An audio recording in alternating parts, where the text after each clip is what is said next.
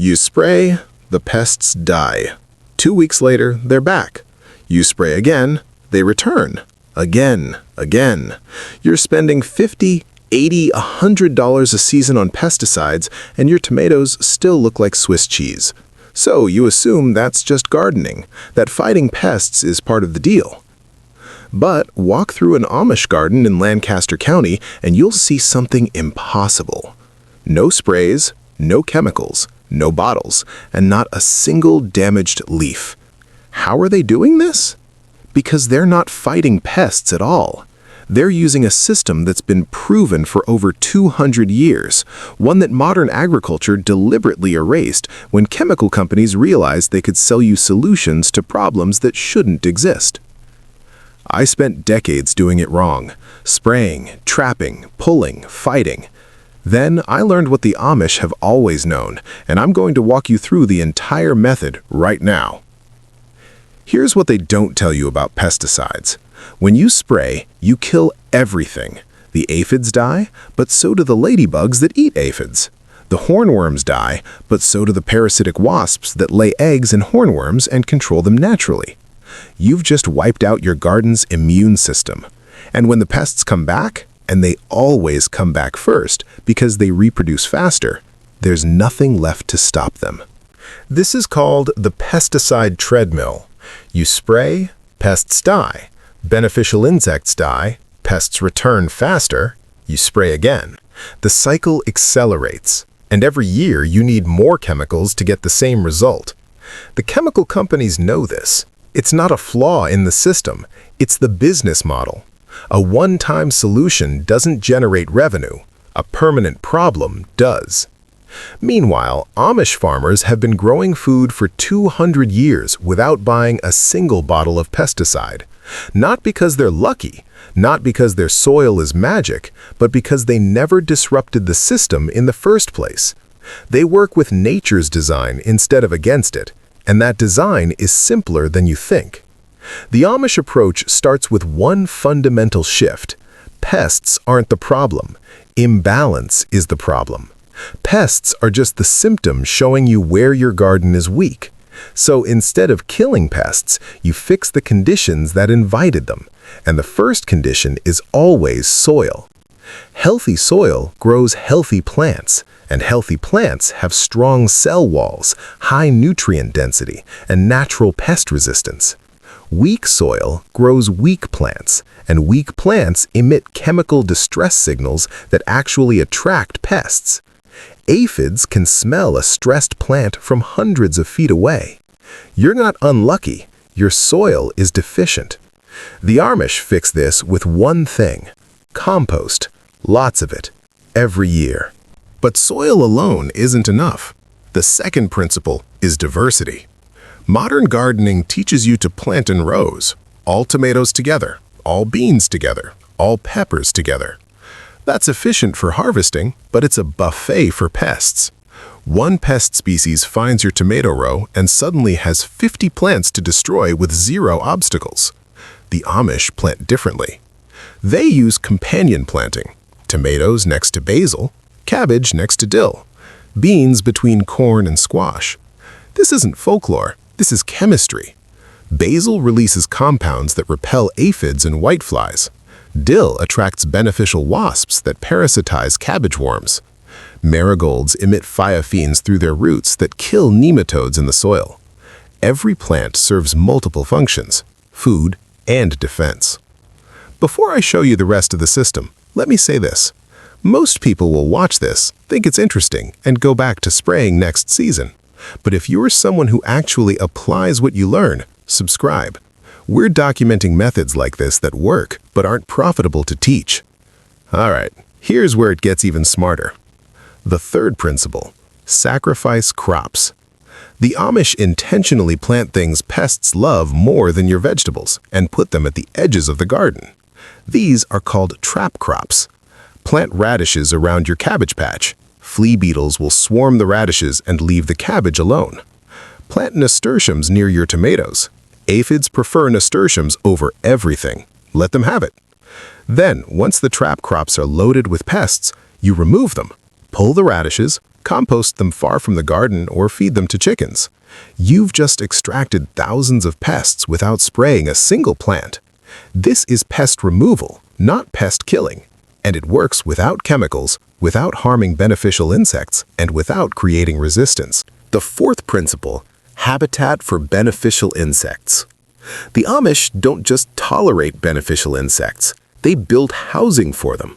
Small piles of rocks for ground beetles, bundles of hollow stems for native bees, patches of yarrow and fennel for parasitic wasps, permanent flower borders for ladybugs and lacewings.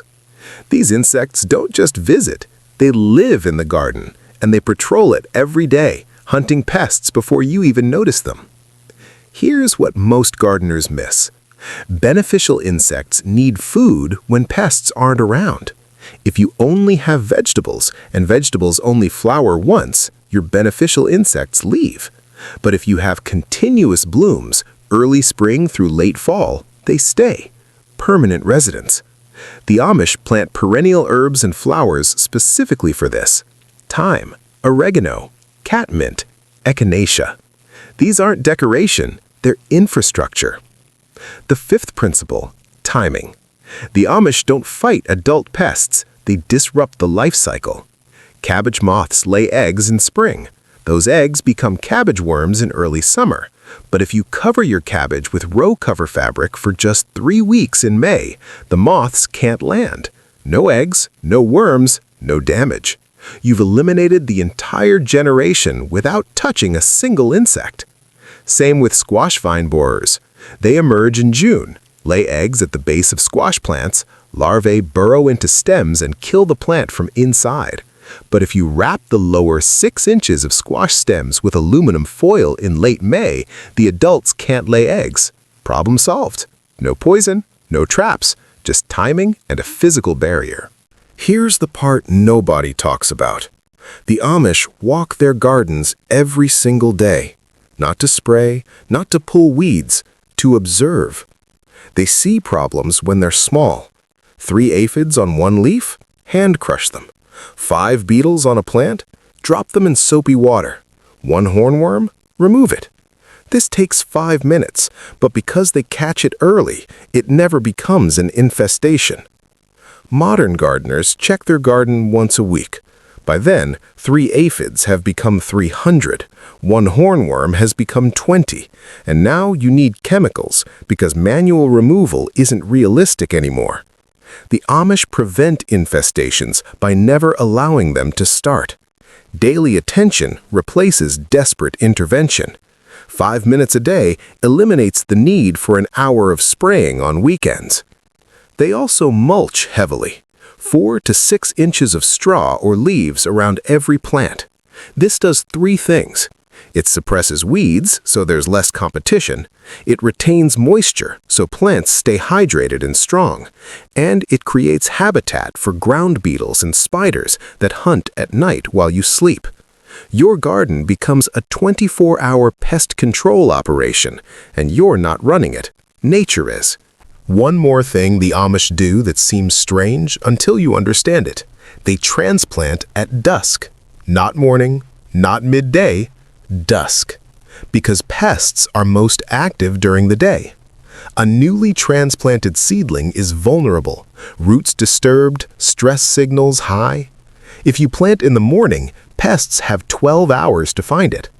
If you plant at dusk, the plant has 12 hours of cool night air to recover and strengthen before pests wake up. Small detail, big difference. So why don't garden centers teach this? Why don't extension offices promote it? Because there's no product to sell. Compost is free, companion planting is free, observation is free, mulch is free or cheap.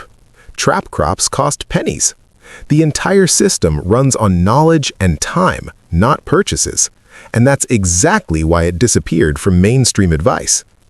When chemical companies rose to power in the 1950s and 60s, they funded agricultural extension programs, wrote gardening manuals, and trained a generation of gardeners to see pests as enemies that required products.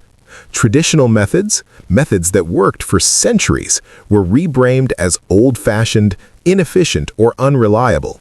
Not because they failed, but because they couldn't be monetized. The Amish never adopted that system, not for religious reasons, for practical ones. They couldn't rely on supply chains. They needed gardens that worked without outside inputs, so they kept doing what worked. And while the rest of agriculture chased chemicals, they quietly refined a system that's more effective, cheaper, and sustainable. They weren't resisting progress, they were preserving function. If this changed how you see pest control, subscribe. We're not selling products. We're sharing methods that work but don't generate profit for corporations. Drop a comment.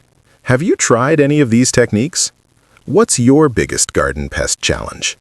And if you found this valuable, leave a like. That's how we get information like this past the algorithm. The Amish aren't magic. They're just working with systems that were never broken. Your garden doesn't need more products. It needs better design. Start with one technique. Add compost. Plant basil next to tomatoes. Walk your garden daily and watch what happens when you stop fighting nature and start working with it.